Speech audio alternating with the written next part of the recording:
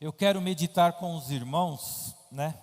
Nós estamos no ano da decisão, é a temática maior do nosso ministério para 2022.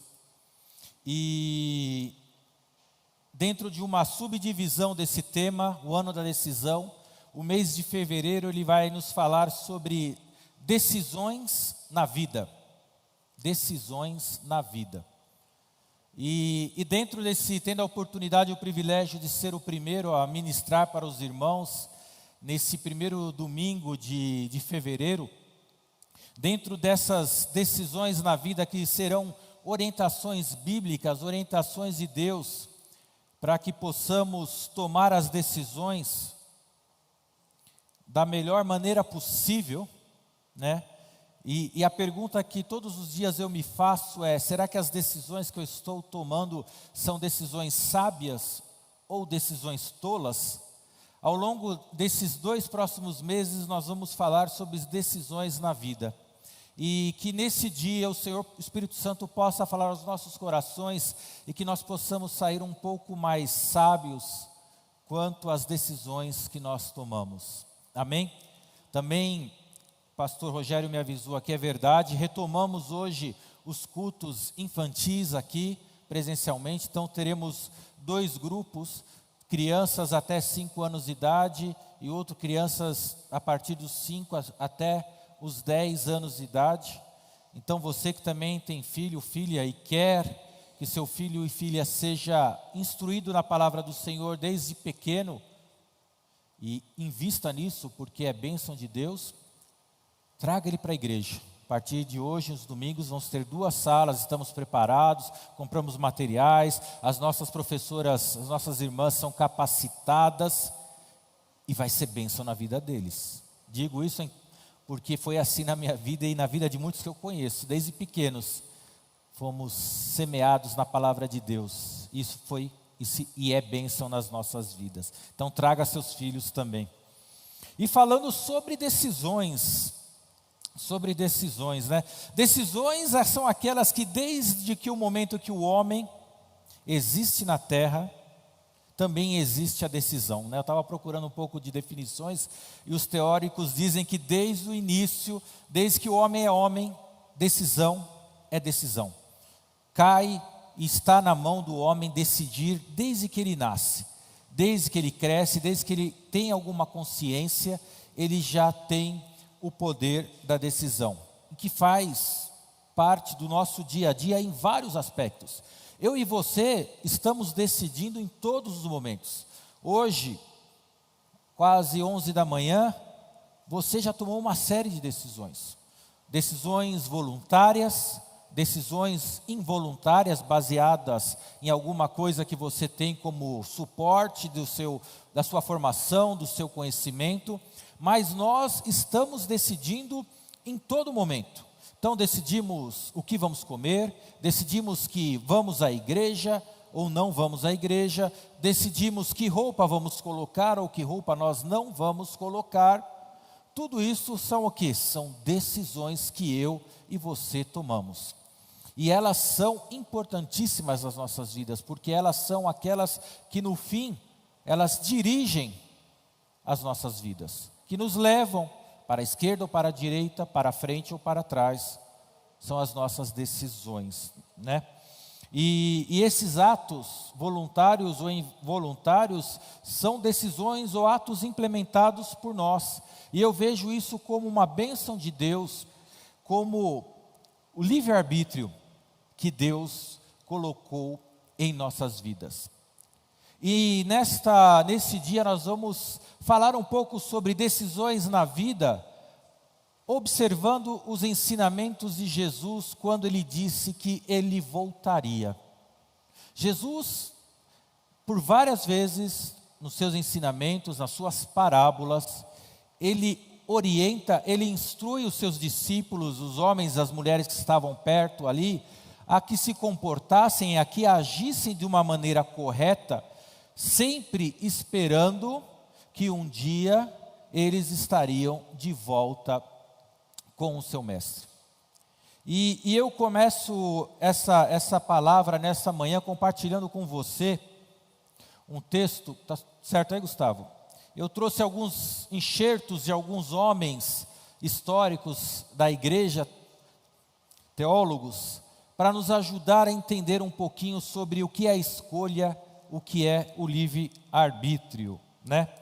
Eu vou trazer, pode projetar o primeiro texto aí, por favor, que é de um teólogo dinamarquês que viveu, antes o texto 1, lá que eu vou projetar, não esse daí.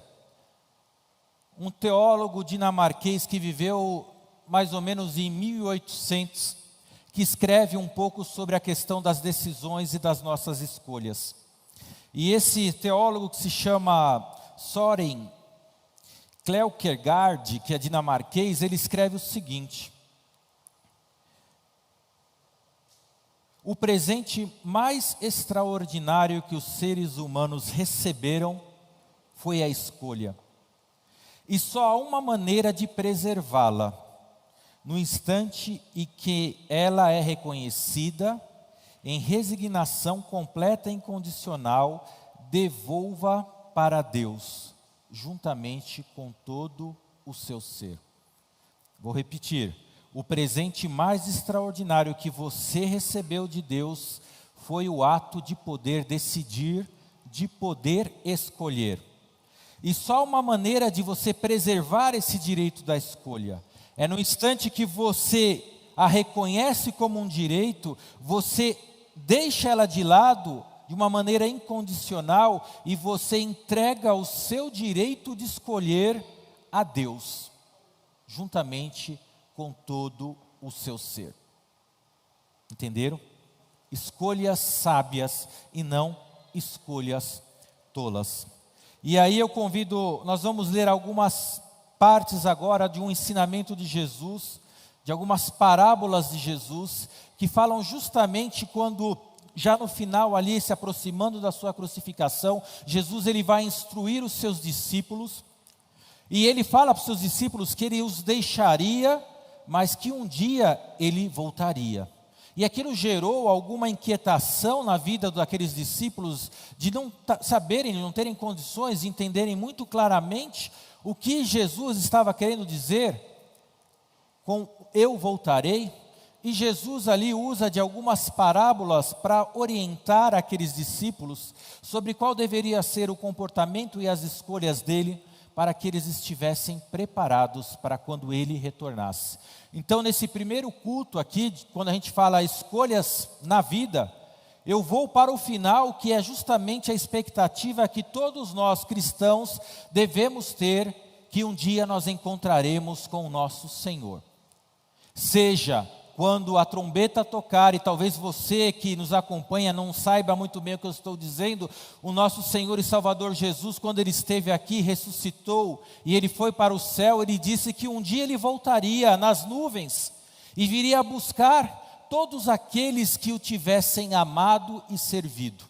E a igreja, desde então, ele vive nessa expectativa, esperando a volta do nosso Senhor Jesus Cristo. Jesus, ele colocou um monte de sinais, guerras, rumores de guerras, fome, terremoto, pestes, o esfriamento do coração do ser humano, a maldade. Eram sinais que Jesus dizia: olha, quando vocês começarem a ver que isso começa a se tornar muito frequente, muito grande, vigiem e se apercebam, porque o tempo do meu retorno está próximo. E quando eu falo aqui Jesus vem, Ele vem, irmãos, não precisa ser muito catedrático ou intelectual para perceber os sinais que estão passando neste mundo. Guerras, todo dia você vai ouvir de um rumor de guerra em algum lugar. Todo dia você vai ouvir que em algum lugar a seca está assolando, que a fome está chegando, que a violência está matando o ser humano, que a maldade humana tem crescido em limites extraordinários, totalmente fora de controle, que os terremotos estão sacudindo este mundo, sinais que Jesus falou que antecederiam a volta dele. Então Jesus, ele deixou essa palavra, só que Jesus, quando ele disse que ele voltaria, ele deixou uma orientação para aqueles homens e mulheres que estavam na expectativa de como, quando e por que Jesus voltaria, e é o que nós vamos ler e meditar nesse dia.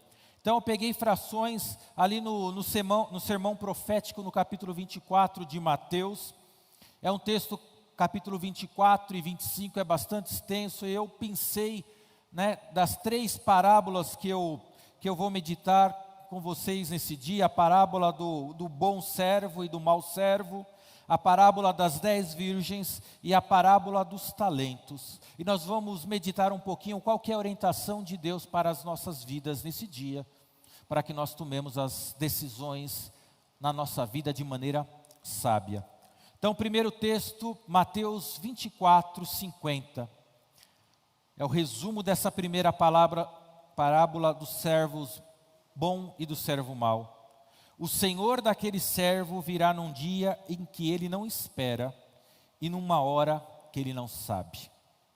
Segundo texto, Mateus 25, versículo 13, na parábola agora das 10 virgens, Jesus, terminando aquela parábola, ele fala: portanto, vigiem, porque vocês não sabem o dia e nem a hora. E por fim, na parábola ali dos talentos, Mateus 25, versículo 21, Jesus fala para aquele administrador: muito bem, servo bom e fiel, você foi fiel no pouco e eu o porei sobre o muito. Venha e participe da alegria do seu Senhor. Vamos orar. Senhor nosso Deus e nosso Pai, nós estamos na Tua presença, ó Espírito Santo de Deus, e mais uma vez nós suplicamos que a Tua graça, a Tua misericórdia alcance as nossas vidas. Senhor, que nesse dia não sejam palavras minhas, mas que sejam palavras do Espírito Santo, e que provoquem, promovam, Senhor, mudanças, impacto nas nossas vidas. Senhor, nós somos totalmente dependentes do Seu agir. E eu te peço, Pai, que a palavra que será proclamada nesse dia possa gerar uma ação nos nossos corações, na nossa mente, na nossa maneira de viver, Pai, para que nós estejamos, Pai, tomando decisões sábias, estejamos de acordo com a Tua vontade, sempre e sempre, em nome de Jesus. Amém e amém. Glórias a Deus. Então, eu estava falando aqui que capítulo 25 é o sermão profético de Jesus, Mateus, ele começa registrando a vida de Jesus lá, a partir do capítulo 5, o sermão da montanha, talvez o sermão mais longo registrado de maneira contínua de Jesus, foram 3 ou 4 capítulos ali, vários dias só de Jesus com o sermão da montanha. Depois Mateus, em outras atividades da vida e do ministério de Jesus, ele vai registrando ao longo do livro, e ele vai, quando se aproximando do relato da crucificação de Jesus, ele vem com esse tema que é o sermão profético, onde Jesus, ele dedica o tempo dele ali para avisar os seus discípulos, e já sabendo que esse texto estaria disponível, de avisar a sua igreja sobre o que viria a acontecer no futuro. E ele vai discorrendo sobre várias questões, até no momento que ele chega de maneira nessas 3 parábolas. As parábolas do servo bom e do servo mau, a parábola das 10 virgens e a palavra dos talentos. Embora na sua Bíblia aí ela esteja separada, parece que aconteceram em momentos distintos, essas 3 parábolas no original, elas fazem parte de um texto único. É Jesus explicando de uma maneira única, de uma maneira contínua, em um único instante, para os seus discípulos, e usando as 3 parábolas para que para que facilitasse o conhecimento, o entendimento de Jesus. E se a gente olhar de uma maneira muito sucinta as 3 parábolas, e os versículos que nós vamos ler, nós percebemos que Jesus, ele trata a ansiedade daqueles homens quanto à vinda do Senhor, ele usando as parábolas em 3 distintos momentos, ou 3 tipos de ansiedade diferentes daqueles discípulos. Quando a gente olha na primeira dessas parábolas, que fala a parábola do servo bom e mau, nos fala que o Senhor, ele sai em viagem e ele deixa sobre a administração de 2 servos tudo aquilo que ele tem, dizendo para aqueles servos: olha, um dia eu voltarei e quando eu voltar eu quero encontrar tudo em ordem. E ele sai.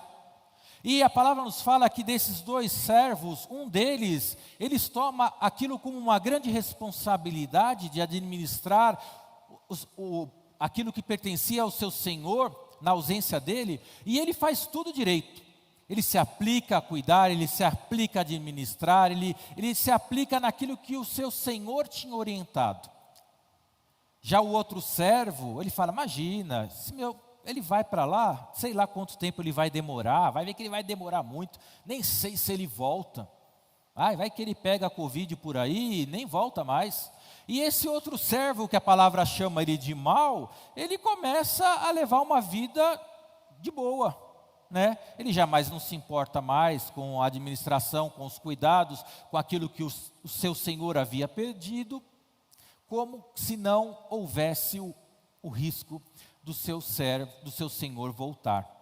E olha que em determinado momento, no momento que ele menos espera, o seu senhor retorna, né? Por isso que o texto que nós lemos fala: virá o Senhor daquele servo em um dia que ele não espera e a hora que ele não sabe. E aqui Jesus, instruindo os seus discípulos e a igreja, ele quer dizer o seguinte: tenham certeza absoluta de que eu vou voltar. Não é algo negociável. Nessa primeira parábola, ele fala: homens e mulheres, você pode até estar desatento, mas saiba que eu vou voltar. E aqui, o uso dessas 2 figuras, do bom e mau servo, né, quando fala, são servos, não são estranhos. São pessoas que eram próximas do seu senhor, eram pessoas que conheciam o seu senhor, mas por alguma razão eles se ficaram desapercebidos ao longo da sua vida e perderam o seu sistema de alerta e foram pegos de surpresa no retorno do seu Senhor. Então Jesus, ele fala para nós: olha, nas suas decisões na sua vida, saiba que o dia que você está vivendo hoje pode ser o último. A hora que você está vivendo agora, são 11h08 da manhã, pode ser a última hora. O Senhor pode estar chegando. E Ele vai chegar de surpresa. E Jesus, então, quando nós olhamos vida, né, quando a gente olha o nosso título, Decisões na Vida, Jesus fala para aqueles discípulos e para nós hoje: olha, as decisões da sua vida têm que serem sempre guiadas na expectativa que o seu Senhor está à porta, que o seu Senhor está chegando. Não entre como aquele mau servo em achar que ele não vai voltar. Às vezes é comum pensarmos: puxa vida, né? Ainda tenho tempo, ainda posso fazer, não precisa ser agora. Vou curtir, vou fazer, vou acontecer, e depois eu resolvo o que eu tenho que resolver com Deus. Jesus está falando para aqueles povos: estejam sempre alertas, porque vocês não sabem a hora que o seu Senhor vai voltar. E aí a primeira pergunta para nós, quando a gente fala de decisões sábias nas nossas vidas, como é que eu e você temos agido dia a dia? Qual foi a expectativa que você acordou hoje? Foi a expectativa que hoje pode ser o seu último dia? É na expectativa que você pode ouvir uma trombeta tocar? A gente não para às vezes para pensar nisso, né? A gente vai vivendo dia após dia e vai tocando a nossa vida, e às vezes a gente esquece que Jesus falou: estejam prontos, porque eu voltarei. E a palavra aqui é hoje: decisões sábias nas nossas vidas, estejamos prontos para a volta do nosso Senhor. Estejamos prontos para a volta do nosso Senhor. Aleluia. Porque o servo mau, ele está sempre perto da gente. Que eu e você não sejamos tomados ou considerados como esse servo mau, que Jesus fala que não estava preparado. Então Jesus, na primeira parábola, ele orienta aqueles discípulos: olha, vou voltar, você não tenha dúvida disso. Daí a segunda parábola, né? Jesus, ele continua aprofundando-se no tema, e ele vai falar da segunda parábola. Aproveitando, antes disso daqui, eu peguei um enxerto de um livro que fala sobre as parábolas de Jesus, de John MacArthur, e eu vou ler para vocês aqui.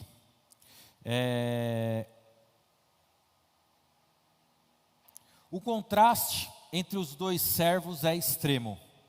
O servo fiel e sábio compreendeu a ausência do mestre como um fardo ainda maior de responsabilidade. Ele entendeu que precisava trabalhar ainda mais e estar ainda mais atento do que antes, pois sabia que no fim teria que prestar contas. Não importava se o Senhor voltaria cedo ou tarde, esse servo sábio queria que o mestre o encontrasse cumprindo as suas obrigações. O servo mau, porém, viu a ausência do mestre como uma oportunidade para festejar. Ele se livrou de todos os escrúpulos e de todas as responsabilidades. Fez o que o seu coração mau lhe sugeriu, simplesmente porque não havia ninguém para supervisioná-lo e porque ele não possuía senso de responsabilidade. Quando o Senhor retorna inesperadamente, o servo fiel é recompensado ricamente. Ele é imediatamente promovido à posição mais alta de autoridade e honra. Recebe privilégios que refletem as prerrogativas do próprio mestre. Isso ilustra a recompensa eterna que espera todos os cristãos. Eles reinarão com Cristo, segundo Timóteo 2,12.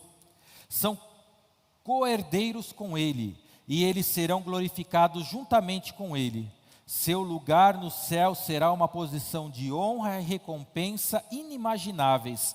Sentar-se-ão com Ele em seu trono.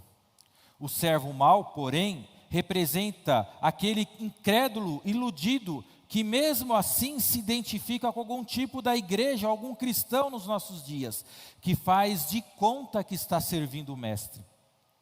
Na verdade, ele não ama o mestre, nem antecipa o seu retorno. Na verdade, nem acredita que o mestre voltará. Não, pelo menos em breve. Ele diz a si mesmo: meu Senhor se demora. A sua falta de fé encoraja a sua conduta má. Então a gente percebe o cuidado de Jesus aqui quando ele orienta quanto ao servo bom e o servo mau. E agora nós partimos aqui para a parábola das 10 virgens. Todos conhecemos a história das 10 virgens, né? E aqui só um contexto geral, porque para a gente às vezes parece difícil, né? Uma questão de um noivado à noite. Mas na tradição judaica, a gente precisa entender que ele era seguido de alguns ritos, né?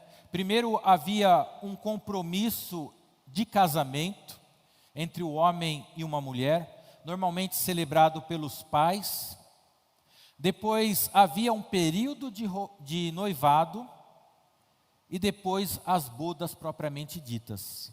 Então, do momento desse contrato firmado até as bodas, normalmente se tinha até o período de 1 ano para que eles publicamente nas bodas fizessem o enlace. E normalmente acontecia assim, era uma festa longa as bodas, né? Se começava e se duravam alguns dias essas bodas da celebração do casamento. E elas sim aconteciam muitas vezes, ou elas iniciavam-se muitas vezes à noite, porque as pessoas precisavam de tempo para sair das suas casas, né? Não havia avião, não havia carro, eram muitas vezes a pé ou de animais, saíam das suas casas para se chegarem até o local de celebração das bodas. E a função das 10 virgens era justamente isso, elas ficavam no caminho, esperando na noite, esperando que o noivo se chegasse, e havia todo um ritual que elas traziam, encaminhavam o noivo para as bodas. E aquele noivo, ele, por alguma razão, na parábola nós percebemos que ele demora um pouco mais, né?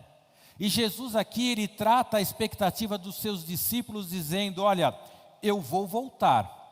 Mas isso não quer dizer que eu vou voltar amanhã, ou que eu vou voltar hoje. Pode ser que o tempo passe um pouquinho, mas Jesus daí ele orienta os seus discípulos que mesmo vivendo a expectativa contínua de que Jesus está às portas, existe a necessidade de nós levarmos com consistência essa nossa expectativa, essa nossa esperança, sempre aguardando a vinda do nosso Salvador. Porque quantas vezes você já ouviu dizer mensagens como essa, Jesus está voltando, né? E você fala, pô, mas Ricardo, eu já ouvi isso várias vezes e até hoje não voltou. Mas Jesus aqui na segunda parábola, ele fala, olha, isso vai acontecer com vocês. Vocês vão ter a falsa impressão de que o tempo está passando e a coisa não aconteceu. Mas olhem, durante esse tempo que o noivo está vindo, saiba, ele está vindo, ele não chegou, mas ele está vindo. Esteja preparado para recebê-lo.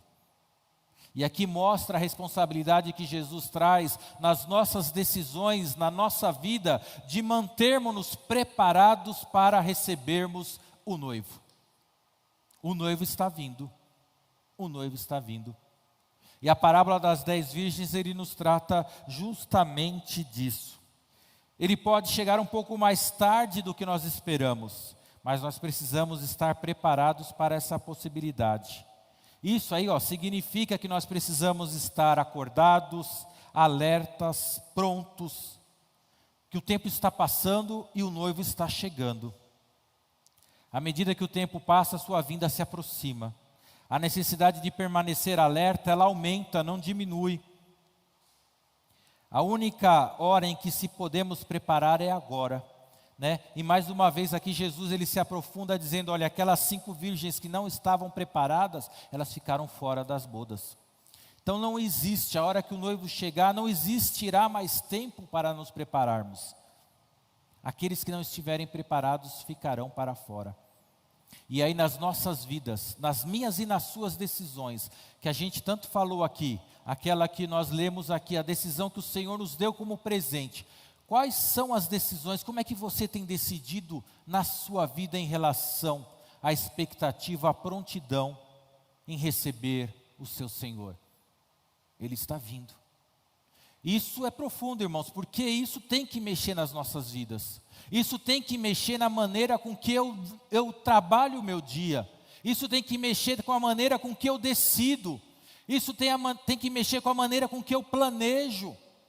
Isso tem que mexer com a maneira com que eu lido com meus vizinhos, com que eu lido com o meu trabalho, com que eu cuido dos meus filhos, com que eu relaciono no meu casamento. Eu preciso estar continuamente agindo de maneira sábia, tendo em mente que eu preciso estar preparado, desperto, porque o noivo está chegando. Eu preciso seguir aquilo tudo que Jesus nos ensinou. Quando eu acordo, eu preciso acordar decidido que hoje vai ser um dia que eu vou amar mais, vai ser um dia decidido que um dia que eu vou perdoar mais, é um dia decidido que eu vou buscar mais a presença de Deus, é um dia que eu vou ter decisão, eu vou buscar conhecer mais a palavra dEle, é um dia da decisão que eu vou me colocar intercedendo pela vida do meu irmão, é um dia que eu vou anunciar o Evangelho, é um dia que eu vou pular fora das encrencas, que eu vou pular de toda aparência mal do pecado, que eu vou tomar decisões sábias. É isso que Jesus estava falando para os seus discípulos. O fator aqui das 10 virgens e 5 delas terem azeite, são pessoas que elas investiram a sua vida se preparando. As suas decisões elas foram sábias, sabendo que ele estava voltando, o noivo estava chegando e elas queriam estar preparadas para recebê-lo. E essa tem que ser a minha e a sua decisão diária quando nós acordamos. Decisões que nos mantenham preparados e preparadas para o noivo que está chegando, né? Jesus foi isso que ele ensinou. Essa foi a palavra de Jesus quando ele fala das 10 virgens. E depois ele parte para os 10 talentos, né? Ou para os 10 talentos, não. Para a parábola dos talentos. Então, se a gente pegar de uma maneira muito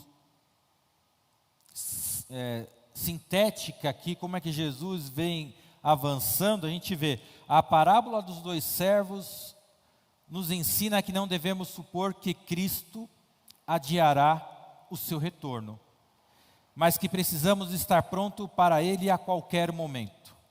Já a parábola das virgens sábias e tolas, ela segue imediatamente e simplesmente ela inverte a mensagem dizendo: estar preparado para o seu retorno a qualquer momento significa também que não devemos ser pegos de surpresa se ele se atrasar um pouco. A prontidão verdadeira exige um equilíbrio entre as nossas expectativas. E por fim, né, a gente continua a parábola das 10 virgens, ela segue para a terceira, e dentro dessa terceira palavra aqui dos talentos, é um lembrete claro de que enquanto nós aguardamos o Senhor, nós devemos trabalhar.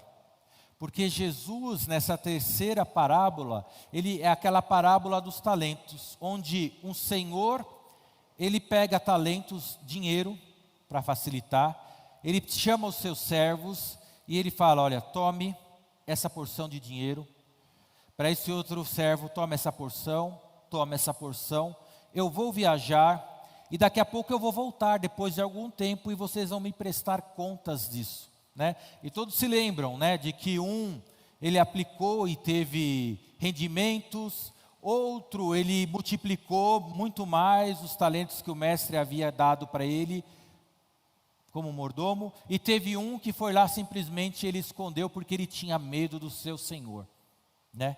E Jesus, nessa última parábola, ele complementa dizendo: olha, vocês têm que estar prontos no aguardo, mas enquanto vocês esperam a minha vida, sejam produtivos. Produzam. E é interessante porque nessa questão, né, a gente vê que Jesus ele tinha interesse que as nossas decisões também sejam decisões que, enquanto nós aguardamos, nós somos o quê? Discípulos. Nós somos o quê? Embaixadores. Nós somos o quê? Enviados de Jesus. Você percebe? Então Jesus, para cada um de nós, quando ele, no mesmo momento que ele fala, estejam atentos, vigiando, porque eu estou voltando, ele fala para você, enquanto você me espera, trabalhe. Enquanto você me espere, gere frutos. Enquanto você me espere, seja discípulo meu. Faça meu evangelho chegar mais além. Faça com que pessoas que não ouviram ainda ouçam. Faça que pessoas que não testemunharam aquilo que eu posso fazer na vida de um homem e de uma mulher, saibam. Então Jesus, ele de uma maneira completa, ele cerca todas as perspectivas da nossa vida humana e da nossa expectativa quanto ao retorno, aleluias, do Senhor.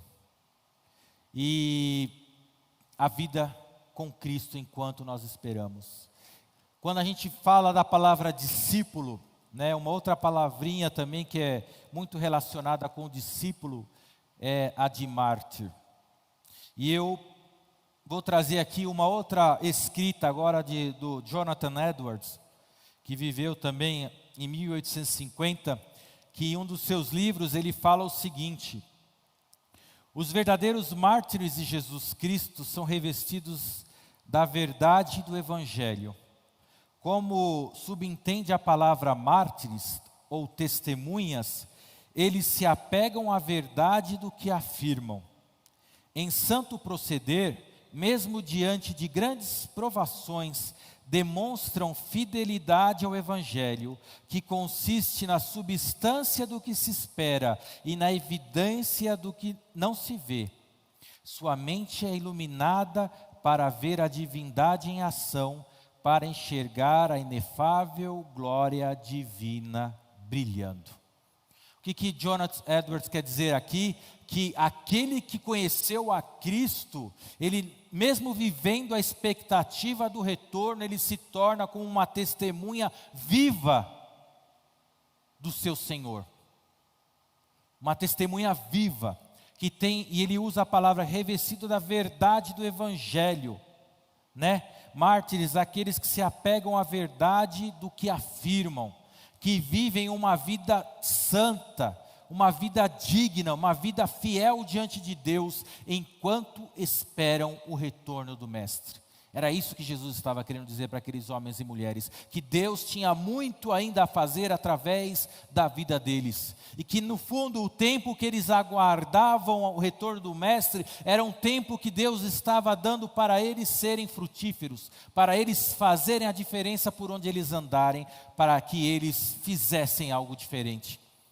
Então, decisões para as nossas vidas, decisões sábias, é que enquanto nós aqui caminhamos, as nossas decisões devem ser voltadas para que nós sejamos verdadeiros discípulos de Jesus.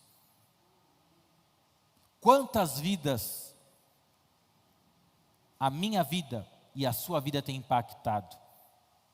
Será que eu e você temos vivido essa expectativa do retorno de Jesus como uma grande janela de oportunidade para fazermos diferença neste mundo? As suas decisões, elas têm sido tomadas nesse sentido? Ou talvez nas suas decisões você tem se escondido de tudo ou de todos, você tem se afugentado, você tem desistido, você tem largado tudo para trás? Não é aquilo que Jesus nos ensina, não é aquilo que Jesus nos orienta. Não, Jesus ele levanta uma igreja, ele diz: ide, para frente, movimento, homens e mulheres, ide, igreja do Jabaquara, ide, você que me assiste, ide, é o movimento que Deus, que Jesus pede, enquanto nós aguardamos o retorno dele. Decisões sábias, decisões sábias, decisões sábias. E aí eu convido você a fazer uma reflexão aí na sua mente, aonde você está, você que me assiste, que tipo de decisões tem guiado a sua vida? Que tipo de decisões? Decisões como se hoje fosse o último dia, decisões de que eu estou aguardando com muita expectativa o retorno do meu Senhor dia após dia, decisões que Deus tem me dado ainda mais tempo para alcançar mais vidas, porque no momento que o Senhor voltar, a janela da graça se fecha, meus irmãos. A oportunidade, a liberdade que eu e você temos hoje de falar, de ouvir, de levantar as nossas mãos, de nos ajoelharmos diante de Deus sem nenhum tipo de perseguição, sem nenhum tipo de... acaba. Então, enquanto você aguarda o retorno, Deus tem dado na sua vida uma janela de oportunidade. O que eu e você temos feito com essa janela de oportunidade? Lembre-se, as decisões, as escolhas são individuais. Deus te deu o livre-arbítrio, é seu, não pertence a ninguém mais, é você. Você tem o livre-arbítrio de fazer as escolhas certas para a sua vida, ou as escolhas erradas. Aleluias, louvado seja o nome do Senhor. Louvado seja o nome do Senhor. Você está entendendo a palavra do Senhor sobre as escolhas na sua vida? Você parou para refletir um pouco aí? Será que existem oportunidades e melhores escolhas na sua vida? Será que você está seguindo direitinho o que Jesus colocou nessas parábolas? Aleluia, louvado seja o nome do Senhor. E a maravilha de tudo isso, irmãos, é que quando nós começamos a ter as escolhas corretas, acontece algo que o Espírito Santo, Deus habitando em nossas vidas, Ele nos leva a ter ainda mais desejo para fazermos as escolhas corretas, né? Quando nós nos aproximamos dEle, nós só temos mais e mais desejos. Vamos para o texto 3 aqui, compartilha aí, por favor. É um outro texto do Jonathan Edwards também, de um livro dele chamado Afeições Religiosas, que nos fala o seguinte: outra grande e muito distinta característica das afeições da graça é que quanto mais elas aumentam, quanto mais você tem amor pela graça por Deus, tanto mais se torna o apetite e o anseio por mais. Quanto mais o verdadeiro santo ama a Deus com amor sagrado, tanto mais deseja amá-lo e mais insatisfeito se sente por sua falta de amor. Quanto mais ama a Deus, tanto mais odeia o pecado e deseja odiá-lo. Quanto mais seu coração se parte por causa da condição esfacelada do mundo, tanto mais deseja que seu coração se parta e mais anseia por Deus e sua santidade. Acender as afeições da graça é como acender uma chama. Quanto mais ela queima, tanto mais procura queimar. Isso aqui, né, quando eu li, eu achei maravilhoso, eu lembrei, porque é justamente aquilo que Deus, nessa janela de oportunidade que Ele nos dá para nós, Ele quer de nós, que a gente sinta mais desejo de amar, que a gente sinta mais desejo de buscar a presença dEle, que a gente sinta mais o desejo de evangelizar, que a gente sinta mais o peso do pecado em nossas vidas e fuja mais ainda do pecado, que a gente se quebrante mais e mais diante dEle. Essa é a janela de oportunidade que Deus tem dado para você, meu irmão, para você fazer as escolhas corretas. É tempo de você redirecionar a sua vida, para eu redirecionar as minhas escolhas, e que nós vamos cumprir a vontade de Deus.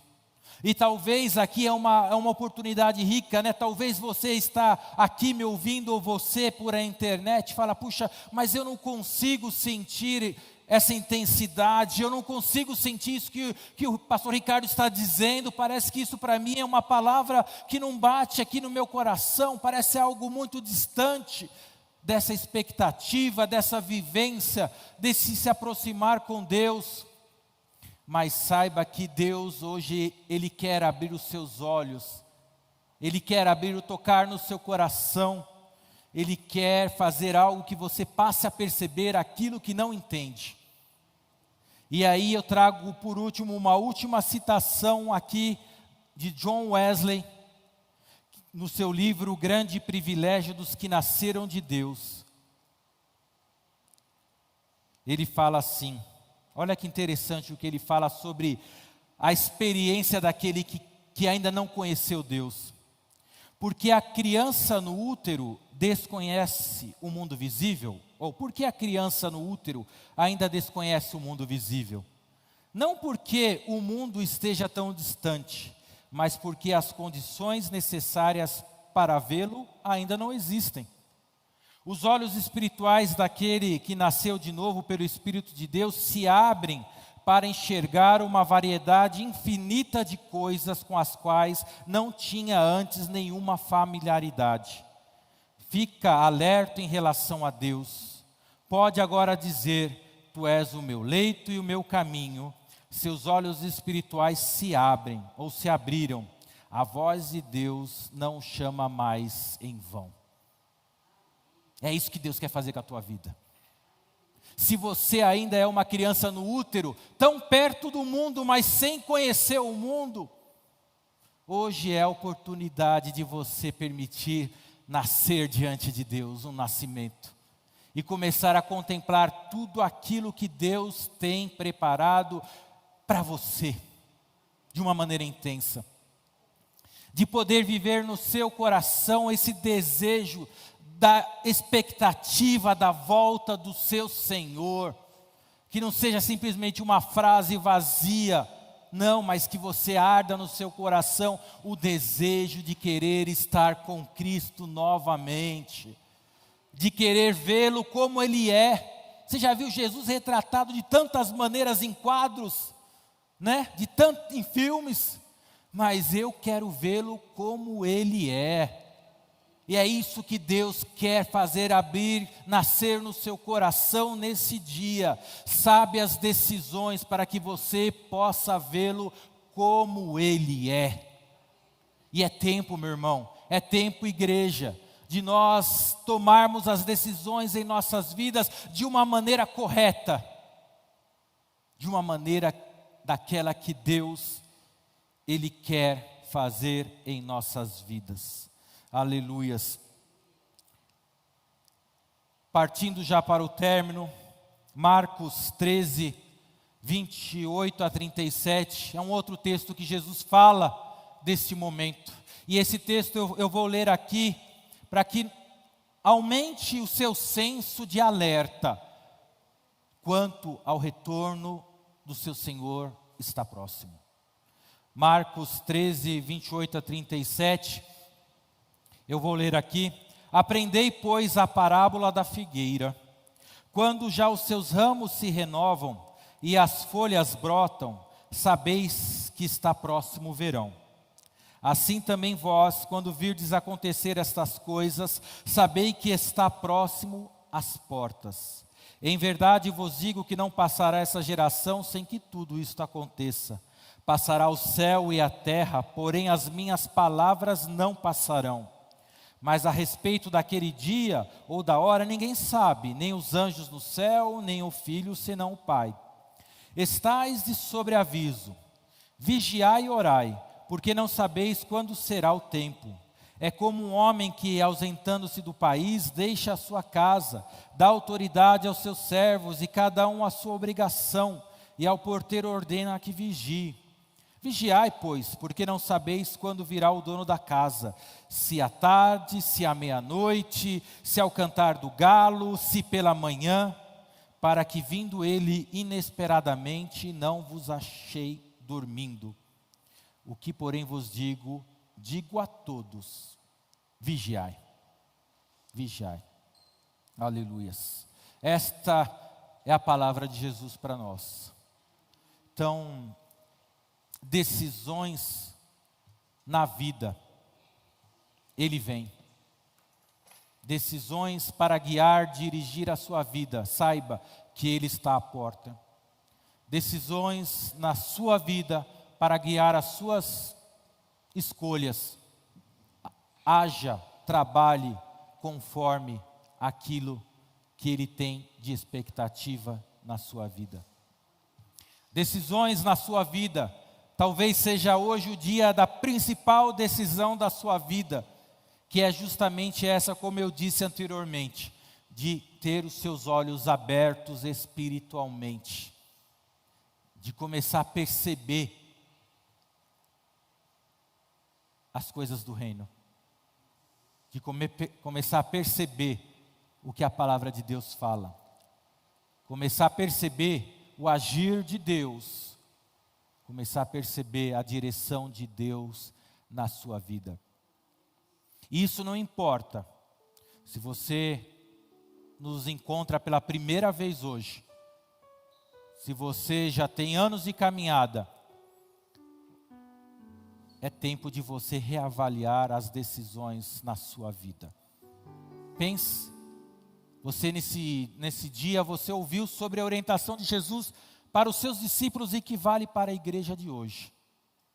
E que o Espírito Santo ele possa sim produzir frutos pelo semear, pela palavra dele na minha e na sua vida. E eu te convido nesse momento, nós vamos fazer uma oração. Você aqui, se puder ficar de pé, você aí na sua casa, você que ouviu nesse dia essa palavra e que o Espírito Santo tocou na sua vida, que é Ele que faz a obra. É Ele, é o Espírito Santo. Nós já cantamos hoje aqui, Espírito Santo, É o Espírito Santo que está tocando no seu coração, que está te incomodando aí, de alguma situação que está mal resolvida, que você precisa resolver urgentemente, de algum incômodo. É o Espírito Santo que vai continuar ainda fazendo com que você se lembre dessa palavra amanhã, depois e depois. Enquanto você não tomar rumo da sua vida, o Espírito Santo vai ficar ali, ó, batendo, é Ele. Mas hoje você tem o direito de escolha, de falar: Senhor, ajuda-me a fazer as escolhas corretas, eu quero. E o Espírito Santo de Deus vai começar algo maravilhoso na sua vida. É o tempo de nascimento, né? A gente falou do bebezinho que ainda está no útero e que não vê o mundo. Hoje é tempo de você nascer. É tempo de você abrir os seus olhos e perceber as maravilhas de Deus. Aleluias e aleluias. Você está pronto? Você recebeu a palavra de Deus aí na sua vida, no seu coração? Vamos fazer as escolhas corretas. Então agora aí, faça a sua oração, você com Deus, usando as suas palavras, abrindo o seu coração diante dEle. Fale, não precisa usar não, Ele quer ouvir você, Ele quer ouvir a tua voz, Ele tem prazer em ouvir você. Se eu tenho vergonha de falar, então pensamento, Ele vai ouvir a tua voz em pensamento. Ele vai falar com você e você vai sentir algo extraordinário. Você vai sentir o seu coração arder nesse dia. Em nome de Jesus eu creio, no poder do Espírito Santo. Senhor nosso Deus e nosso Pai, nós falamos sobre a Tua palavra nesse dia, Senhor. A Tua palavra que é vida. Tua palavra que, Senhor, resgata a gente, Senhor, de qualquer estado que nós estamos. A Tua palavra que ela vem, Senhor, e toca nos nossos corações, nas nossas vidas sempre. Oh Pai, como revelação do amor supremo, inigualável de Deus. Senhor, nesse dia a Tua palavra foi proclamada e eu sei, oh Senhor, não por mim, mas o Teu Espírito Santo toca nos corações.